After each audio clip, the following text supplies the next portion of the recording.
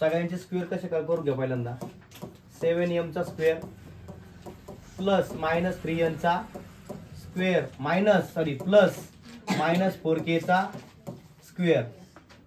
बोला plus 2 into या दोघांचं multiplication 7m into minus 3n plus 2 into दोघांचं मायनस परत बरोबर आहे minus 3n into minus 4k. इथपर्यंत कळाला का सगळ्यांना का इथपर्यंत. लास्ट परत 2 इंटू फर्स्ट आणि last 7m into minus 4k. काय अडचण नाही. सगळ्यांचे पहिले स्क्वेअर करून घ्या. 7m चा स्क्वेअर होतोय 49m square plus minus 3n चा स्क्वेअर का होऊन जाईल.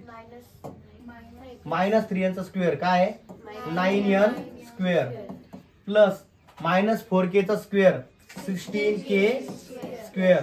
मायनस स्क्वेअर प्लस असतो कधी. सगळ्यांचं मल्टिप्लिकेशन करून घ्यायचं आपल्याला. ओके ना. 2 इंटू 7 किती 14. 14 इंटू 3 किती झाले रे 14 इंटू 3 किती 120. अरे वा.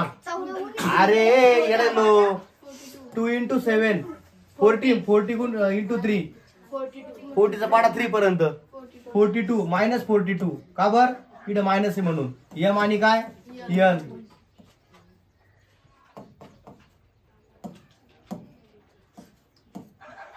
रात्री दूध पेल ना काय हा प्लस परत मल्टिप्लिकेशन सगळ्यांचं 2 इंटू 3 किती होतात 6 आणि 6 इंटू 4 24 पण मायनस 24 का बर एक सिम्बॉल नाही ना रे बाबा. मायनस मायनस काय होतोय प्लस होतोय. प्लस काय होऊन जाईल 24m NK